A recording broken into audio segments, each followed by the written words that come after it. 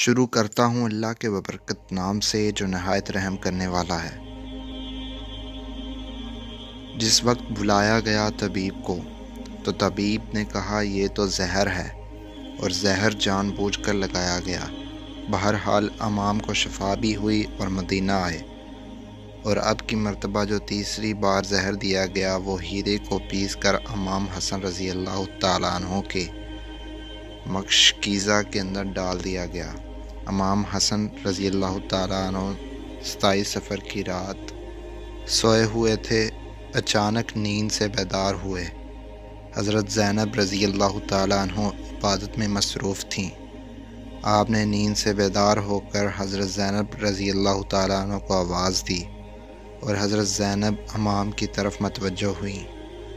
حضرت حسن رضی اللہ تعالیٰ عنہ فرمانے لگے کہ میں نے خواب میں نانا جان اور امی جان اور ابا جان کو دیکھا کہ وہ مجھے جنت کی سیر کرواتے ہیں۔ میں نے نانا جان سے عرض کیا کہ آپ میرے حالات سے باخبر ہیں۔ مجھے تمانچے لگائے گئے، میرے پیروں تلوں سے مسلح کھینچا گیا، کتنا ستایا گیا۔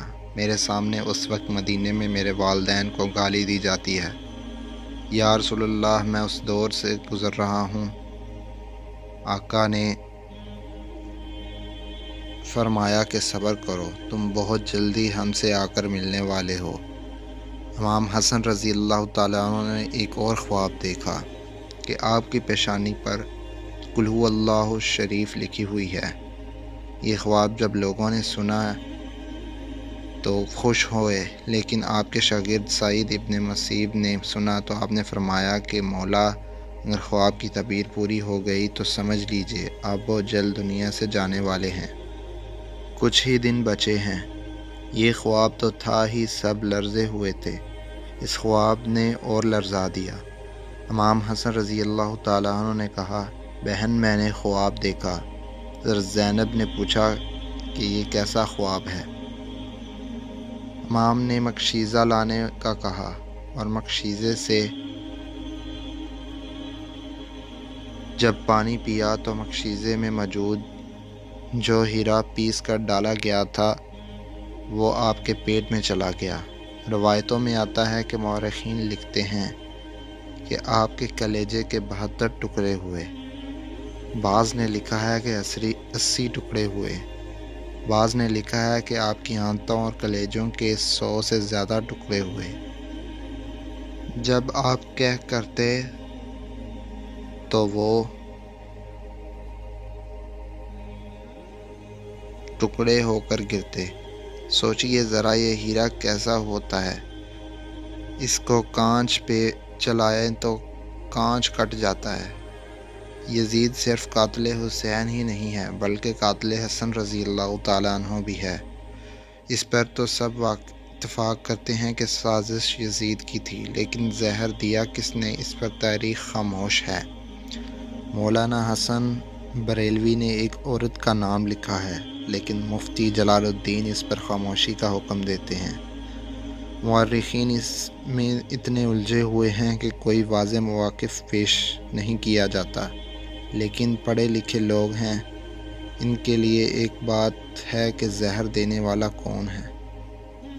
جس وقت ٹکڑے ہو کر گرنے لگے تو امام حسن نے حضرت امام حسین رضی اللہ تعالیٰ عنہ کو بلانے کا حکم دیا تاکہ کچھ نصیحتیں کر دوں۔ حضرت حسین رضی اللہ تعالیٰ عنہ آئے اور حالت دیکھ کر گلے مل کر خوب روئے۔ بھائی بتاؤ، آپ کو زہر کس نے دیا؟ اس لیے کہ سید الصابرین کا نواسہ ہے۔ بھائی مجھے جس پر شک ہے اگر وہی ہے تو اللہ تعالیٰ بہترین انتقام لینے والا ہے، اور شک کی بنیاد پر کسی کو قاتل نہیں کیا جا سکتا، کیونکہ میں نام لوں گا تو تم قتل کرو گے، اور شک کی بنیاد پر کسی کو قتل نہیں کیا جا سکتا۔ اللہ بہترین انتقام لینے والا ہے۔ جب امام حسن نے امام حسین کو نہیں بتایا کہ قاتل کون ہے تو حتمی طور پر کسی کے بارے میں یہ فیصلہ کر دینا کہ فلاں قاتل ہے، میں سمجھتا ہوں کہ یہ زیادہ مناسب نظر نہیں آیا۔ بہرحال جب صبح ہوئی اور لوگ جمع ہونے لگے تو اس وقت امام حسن نے کہا، حسین میرا چہرہ کیسا نظر آ رہا ہے؟ امام حسین رضی اللہ تعالیٰ عنہ روتے ہوئے فرمایا، آپ کا چہرہ ہرا ہو گیا ہے۔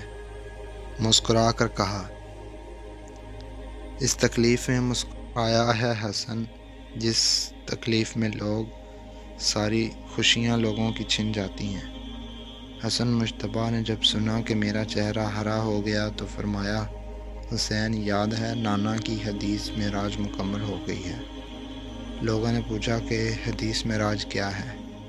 فرمایا کہ جب میرے حضور معراج پر گئے تھے اور ہماری پیدائش بھی نہیں ہوئی تھی تو نانا معراج پر جنت کی سیر کر رہے تھے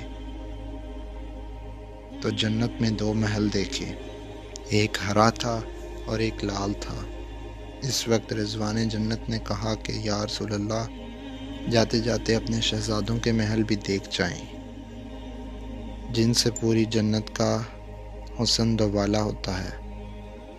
حضور نے فرمایا کہ یہ ہرا کس کا ہے اور لال کس کا ہے؟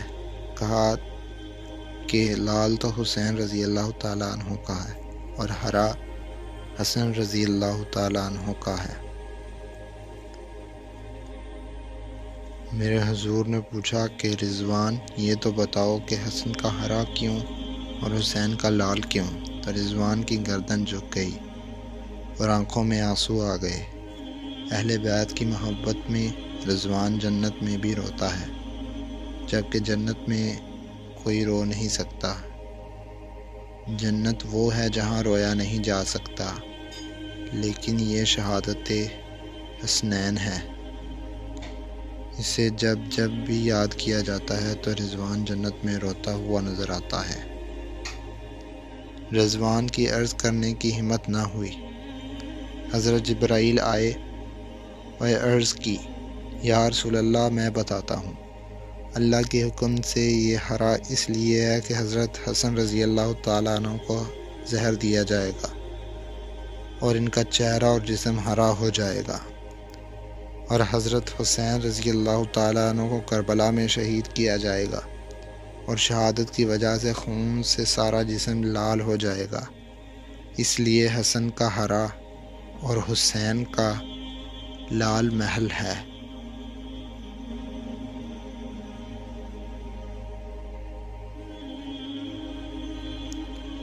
دیکھا حضور کی یہ حدیث معراج پوری ہو رہی ہے۔ اس کے بعد حضرت حسن رضی اللہ تعالیٰ عنہ نے لوگوں کو جانے کا حکم دیا اور گھر والوں کو ٹھہرنے کا کہا۔ اس وقت مولا حسن کے 3 یا 4 بیٹے تھے۔ ان بیٹوں میں ایک بڑا بیٹا تھا جس کی عمر صرف 7 سال تھی۔ وہ بڑا خوبصورت تھا اور نام قاسم تھا اور ماں کا نام ام فروا تھا۔ ام فروا قاسم کے سر پر ہاتھ پھیرتی اور اپنے شوہر کی طرف دیکھتی، گویا ان کے سامنے اپنی بیوگی گھوم رہی تھی۔ ہائے بیوگی، ہائے بے کسی، ہائے بے بسی، لیکن زبان سے کچھ نہ کہہ سکتی تھی۔ جب سب لوگ چلے گئے حتیٰ کہ کوئی نہ بچا تو حضرت حسن رضی اللہ تعالیٰ عنہ نے اپنا بازو پر بندھے تعویذ کو کھولنے کا حکم ام فروا کو دیا۔ تعویذ کھولا اور کھول کر حضرت حسن نے کہا کہ میرے بیٹے قاسم کو میرے پاس لاؤ۔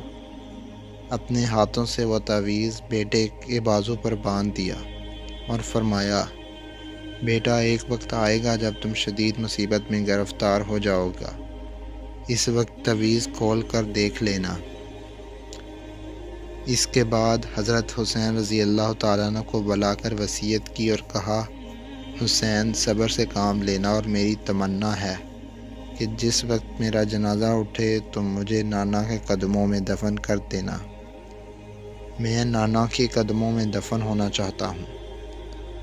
امام علی مقام 28 صفر کو، ایک روایت کے مطابق 29 صفر کو اور ایک روایت کے مطابق 5 ربیع الاول کو شہید ہو گئے۔ اس طرح سے آپ کا پورا جسم ہرا ہو چکا تھا اور اندر کی آنتوں کے ٹکڑے کہہ کر صورت میں باہر گرے ہوئے تھے۔ حضرت حسین رضی اللہ تعالیٰ عنہ کی شہادت ہوئی تو آپ کی تجہیز و تدفین کے لیے جنازہ اٹھایا گیا، لیکن یہ بھی تعریف کا بدترین بات ہے کہ جب جنازہ باہر لے کر آئے اور حضور کے روضے مبارک میں حضرت حسن رضی اللہ تعالیٰ عنہ کو دفن کرنا چاہتے تھے تو بنو امیہ کے وہ غلیظ، جسے دنیا مروان کہتی ہے، بدترین آدمی جس پر میرے آقا نے لعنت کی تھی، اس نے کہا کہ میں ان کو دفن نہیں ہونے دوں گا۔ امام حسین نے کہا کہ میرے بھائی کی وصیت ہے، میں دفن کروں گا۔ یہاں تک کہ مورخین نے لکھا کہ اس ظالم نے کمان سے تیر نکالا اور امام حسن رضی اللہ تعالیٰ عنہ کی لاش پر چلانے شروع کیا۔ ایک بندہ جو شہید ہو چکا ہے، لوگ کہتے ہیں کہ مروان کو یزید کو اتنا برا نہ کہو، اس لیے کہ انہوں نے کیا کیا ہے۔ یہ کیا ہے؟ مرے ہوئے انسان کا تو دشمن بھی احترام کرتا ہے۔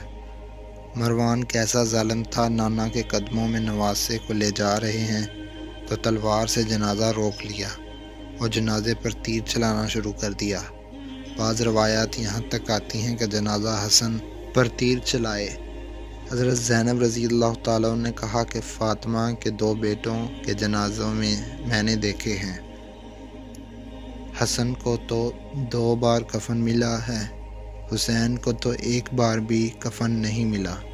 لوگوں نے کہا کہ حسن کو 2 بار کفن کیسے ملا؟ کہا کہ جب مروان نے حسن کی لاش پر تیر چلایا تو وہ تیر لگا تو وہ حسن کے کفن سے خون کی پھلوار نکل پڑی، تو اس وقت لوگوں نے کہا کہ ایک کفن پر اب دوسرا کفن پھر لپیٹ دو تاکہ حسن کو رنگین کفن میں لے کر نہ جائیں بلکہ کفن اور دے دیا جائے۔ یہ بھی حضرت حسن رضی اللہ تعالیٰ عنہ کی کرامت ہے کہ وصال کے بعد بھی تیر لگا تو آپ کے جسم سے خون نکلا۔ کسی نے امام حسین رضی اللہ تعالیٰ عنہ سے کہا، شہزادہ حسن رضی اللہ تعالیٰ عنہ کی یہ وصیت تھی کہ مجھے حضور کے قدموں میں دفن کریں، لیکن انہوں نے یہ بھی کہا کہ اگر مروان آڑے آئے تو مجھے امی جان کے قدموں میں دفن کر دینا۔ آپ اس پر بھی عمل کر سکتے ہیں۔ پھر امام حسن رضی اللہ تعالیٰ عنہ کو حضرت فاطمہ رضی اللہ تعالیٰ عنہ کے قدموں میں دفن کر دیا گیا۔